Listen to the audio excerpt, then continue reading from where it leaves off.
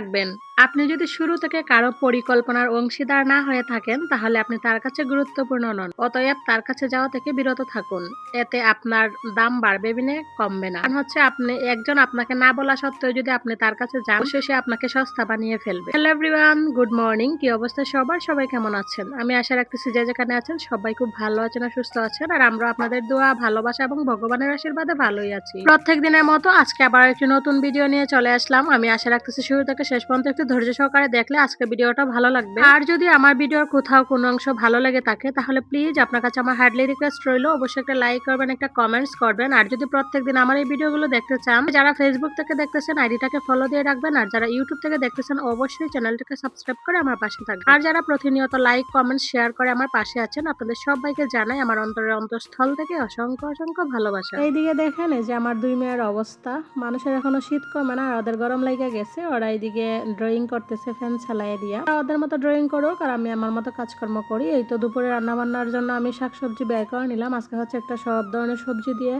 একটা ভাজি রান্না করব, মানে সবজি বলতে পারেন রান্না করব, আর তার সাথে মাছ আছে, মাছের ঝোল রান্না করব। তো চলেন ঝটপট কাটাকুটি করে আগে রান্না বান্নাটা বসিয়ে দিই।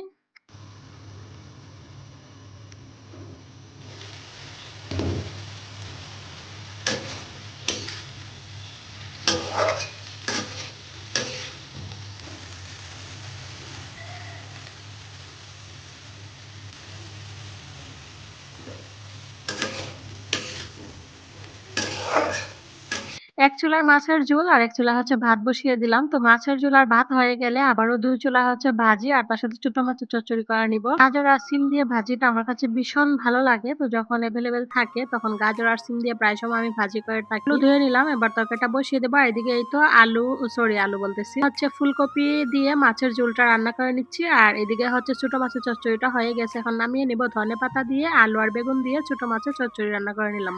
আসলে আমাদের সমাজে এমন কিছু মানুষ আছে যারা মানুষকে মানুষ বলেই গণ্য করে না। তো তারা আসলে মানুষকে যে কি ভাবে আমি নিজে আসলে বুঝতে পারি না। তারা মনে করে যে তারা যেটা করে সেটাই সঠিক, আর মানুষে যা করে সবই ভুল। তারা যখন যা বলবে সবকিছুই হবে, আর অন্য মানুষ যদি না করে দেয় তাহলে মানুষ কালার হয়ে যাবে। তারা আগে আপনাকে কোনো কিছু বলবে না, পরে এমন ভাব করবে আর কি যে আপনাকে ছাড়া চলবেই না।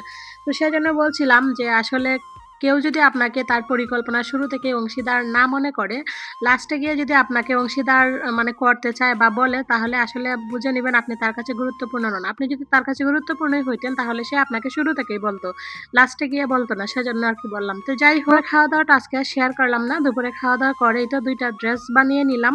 এবার মোটামুটি সন্ধ্যা হয়েই যাচ্ছে আর কি। সন্ধ্যার কাজকর্মগুলো করে নিব। এগুলো হয়ে গেছে, শুধু হচ্ছে হাতের কাজগুলো বাকি আছে আর কি। আর এইদিকে এই যে দেখেন বাহিরে মশার ধোঁয়া দিচ্ছে। কি হবে তারপরেও প্রচন্ড পরিমাণে মশা। এত পরিমাণে মশা কি বলবো। চলেন দরজা জানালাগুলো লাগিয়ে দিই, কারণ ধোঁয়া আসতেছে। তো এদিকে হচ্ছে আঠা নিয়ে আসছিল কালকে, ওই যে সিকিউরিটি গার্ড বাইরে আঠা পায়, ওরা আমাদের কাছে বিক্রি করে দেয়। এখানে দেখেন ৮ কেজি আঠা আমাদেরকে একসাথে দিয়ে গেছে। তো জানি না আসলে আজকে বয়সটা কেমন হয়েছে। আজকে আসলে ভিডিও দেব বলে ভাবছিলাম না, ভাবছিলাম দেব না, তারপরে এবড়ো তেবড়ো ভাবে বয়সটা দিয়েই দিলাম। তো প্লিজ সবাই ক্ষমা সুন্দর দৃষ্টিতে